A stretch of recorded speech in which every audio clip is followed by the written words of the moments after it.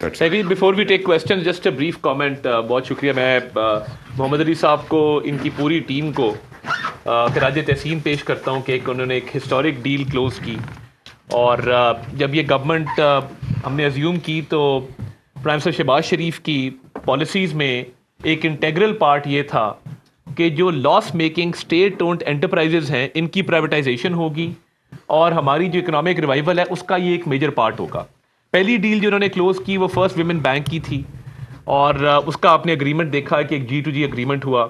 اس کے بعد یہ بہت بڑی ڈیل جو PIA کی کلوز ہوئی ہے, میں سمجھتا ہوں کہ ہسٹورک مومنٹ تھا, اور پرائم منسٹر کی ہمیں ڈائریکشنز تھیں کہ یہ لائیو چلے گی پورا جو بڈنگ کا پروسیس ہے صبح سے لے کے شام تک. تو آپ نے دیکھا کہ پوری قوم نے ٹیلی ویژن چینلز کے توسط سے وزیر اعظم نے جو ہدایت کی تھی اس کے مطابق اس کو دیکھا, اور ایک ٹرانسپیرنٹ پروسیس تھا, ایک ایفیشینٹ پروسیس تھا. اور مجھے آخری دفعہ نہیں یاد کہ کب یہ ہوا کہ بڈر بیٹھے ہوں اور ایک ارب بڑھ رہا ہو ہر تھوڑی دیر بعد, اور ایونچولی آپ نے دیکھا کہ یہ 135 ارب کے اوپر یہ کلوز ہوا. اس کے اوپر میں شکر گزار ہوں ناقدین کا بھی جنہوں نے اس پہ بڑے اچھے خیالات کا اظہار کیا. میں مفتاح اسماعیل صاحب کو کل سن رہا تھا, ان کا میں شکریہ آن ریکارڈ ادا کرنا چاہتا ہوں, بیکاز وہ اکانومی کو سمجھتے ہیں اور ان چیزوں کو سمجھتے ہیں. انہوں نے اس کو ایک اچھی ڈیل قرار دیا اور اکانومی کے لیے ایک اچھی بینیفیشل چیز انہوں نے قرار دیا. دیکھیے 1990 کی دہائی سے لے کے آج تک ہم بچپن سے سنتے آئے ہیں PIA پرائیویٹائز ہو رہی ہے, PIA پرائیویٹائز ہو رہی ہے, PIA پرائیویٹائز ہو رہی ہے. ہوئی نہیں ہوئی, اٹیمپٹس ہوئے, فیلڈ اٹیمپٹس ہوئے.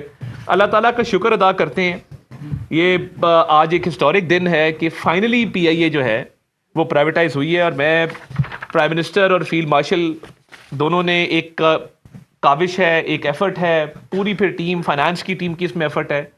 ماضی میں ہم نے وہ دن بھی دیکھے ہیں کہ جب دانستہ طور پہ floor of the house controversial statements دے کے یورپ کے اور امریکہ کے روٹ بند کر دیے گئے.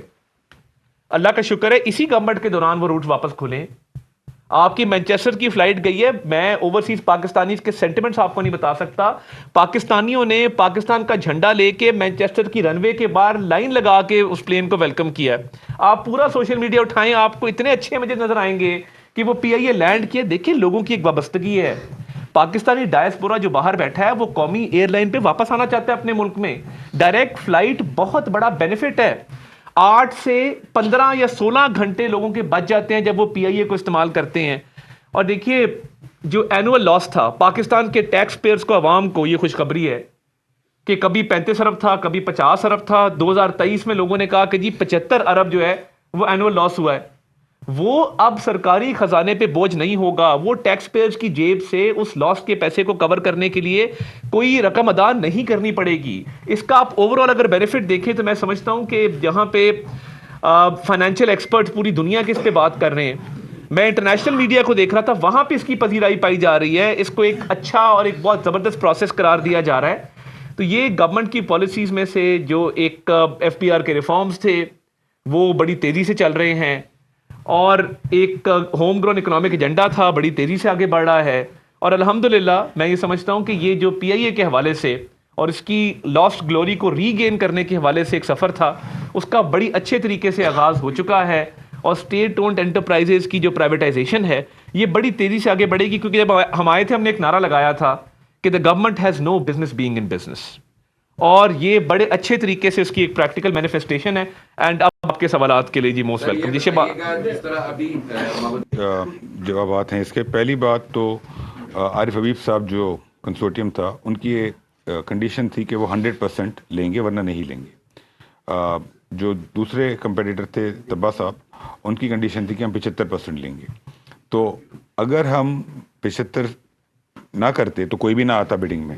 اب ہمیں ذہن میں یہ بھی رکھنا ہو کہ لاسٹ ٹائم جو ہمارا اٹیمپٹ فیل ہوا اس میں یہی وجوہات تھیں کہ بیڈرز نے جو چیزیں ہمیں کہیں ان کی ریکوائرمنٹس تھیں ہم نے میٹ نہیں کی. فار ایگزامپل بیڈرز نے کہا تھا لاسٹ ٹائم کہ ہم نیگیٹو ایکویٹی والی اینٹی نہیں لیں گے. ہم نے اینڈ میں بڈنگ کے اندر ہم نیگیٹو ایکویٹی والی اینٹی لے گئے. ہم IMF پروگرام میں تھے, ابھی بھی ہیں, ہم اس کو نہیں کروا سکے اس وقت اپروو. سملرلی اگر ہم کہتے ہیں جی صرف 75% ہوگا تو عارف حبیب صاحب کا کوئی انٹرسٹ نہیں تھا اس کے اندر.